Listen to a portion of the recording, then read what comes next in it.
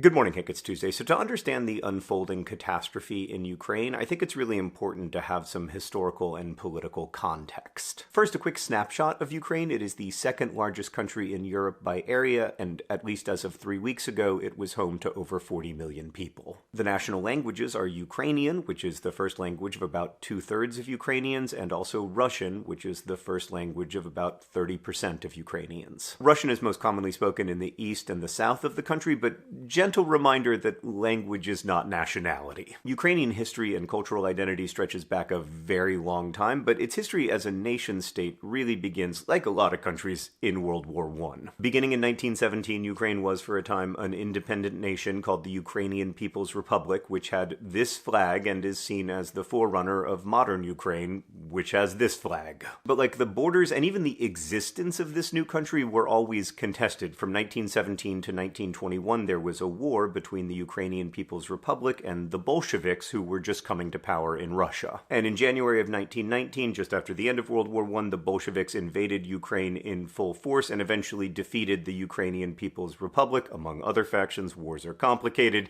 and Ukraine became one of the Soviet Socialist Republics of the new Union of Soviet Socialist Republics. One of the generals who led that Bolshevik invasion of Ukraine was Joseph Stalin, who cemented himself as leader of the Soviet Union in 1929. Stalin wanted to crush any Ukrainian independence movements, which for him also meant discouraging Ukrainian language and cultural identity through a variety of strategies, many of them horrific, but we're going to focus today on just two Stalin policies that continue to reverberate. First, the Holodomor, as it is known in Ukrainian. In 1932 and 1933, millions of Ukrainians starved to death because of Stalin's agricultural policies, wherein food was taken from Ukrainian homes and Ukrainian fields and sent elsewhere in the Soviet Union, especially to industrial centers. This period is sometimes known in English as the Terror Famine, to emphasize that it was not the result of blight or weather, but of human choice. So to be clear, the Stalin regime knew what it was doing. These policies were designed to punish Ukrainian peasant farmers who were seen to be resistant to Stalin's ideal of the Soviet Union. It is hard to overstate the horrors of the Holodomor. Perhaps 1 out of every 8 Ukrainians died in a 2-year period. Another Stalin-era policy that continues to reverberate was forced deportation. So because Stalin wanted to discourage independence movements, he forcibly moved millions of people. Almost the entire indigenous population of Tatar people were forcibly deported from their home in the Crimean Peninsula. Many Ukrainians were forced to leave Ukraine, including for prison camps in Siberia,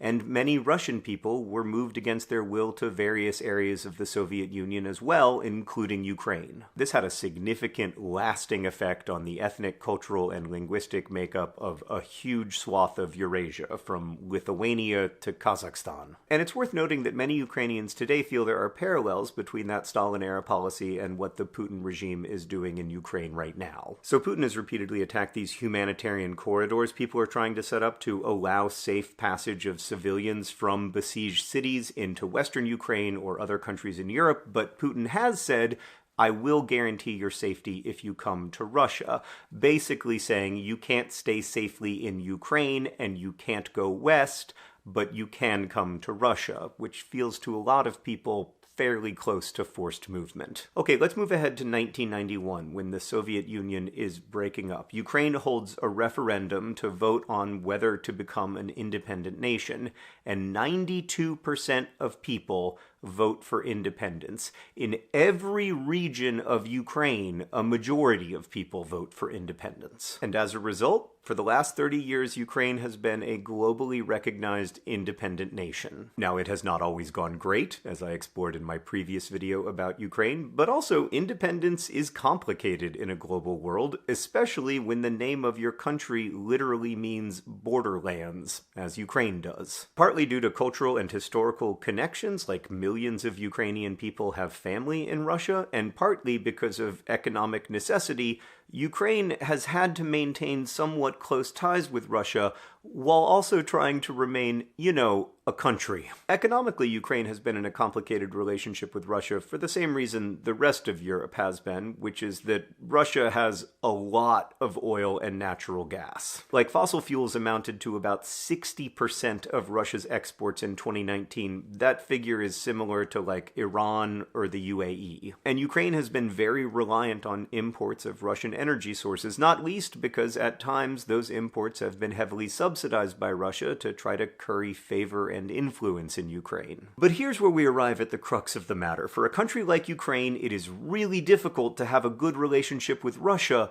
because Russia's leader, Vladimir Putin, has long maintained that Ukraine should never have existed. I said earlier that for the last 30 years, Ukraine has been a globally recognized independent nation, but I realize now that's not quite true, because there is one place where Ukraine is not recognized as an independent nation, which is inside of Vladimir Putin's head. Putin, who has directly or indirectly been the leader of Russia for over 20 years, does not view Ukraine as a legitimate nation. And that's not like an accusation, it's a statement of fact. Putin has written repeatedly that he believes Ukraine is lacking in real statehood and that Ukraine was created entirely by Russia. He thinks all Ukrainians should speak Russian and understand themselves to be part of what has historically been Russian land. So despite whatever the talking points are in Putin-friendly media, Putin himself has repeatedly acknowledged exactly what this war is about. He does not believe Ukraine is a legitimate nation, and he believes, quote, the true sovereignty of Ukraine is possible only in partnership with Russia. This is certainly not about, as some have claimed, the protection of Ukrainians who speak Russian as their first language. In fact, in the first 2 weeks of the war, thousands of such civilians have been killed by Putin's regime. It is not about denazification of Ukraine, a nation with a democratically elected Jewish president. And while I don't doubt that Putin feels pressure from the NATO military alliance, and I don't want to minimize the complexities there,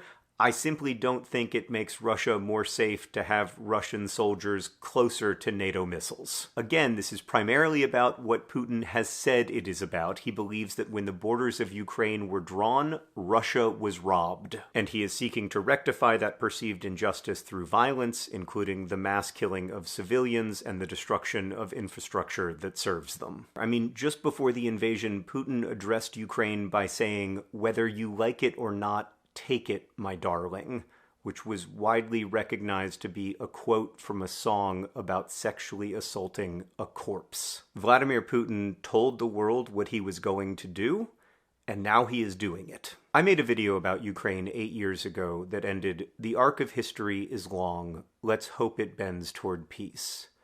That was tragically naive. I don't know how this war will end, only that it has already caused tremendous suffering. Less than 3 weeks into the Putin regime's invasion of Ukraine, millions of people have been forced to flee their homes, and thousands have been killed, including many children. I hope there is some way forward other than more suffering, but I don't know what it is. What I do know is that no war will crush Ukrainian identity or language. When I made a TikTok about Ukraine recently, a young person commented, "As a Ukrainian, I would like to add one thing that I recently understood myself. Ukraine became Ukraine by never giving up on fighting for its freedom." And that's a good reminder that this war is not about East versus West or whatever. It is about the right of Ukraine and its people to exist in freedom and independence. Putin doesn't believe Ukraine has that right, but he is mistaken. Ukraine doesn't need to be a Russia-friendly country or a Europe-friendly country. It should be able to be its own country, to make its own choices, secure in the knowledge that its borders and sovereignty are protected. I believe that day will come, but I fear for every day until it does. Hank, I'll see you on Friday.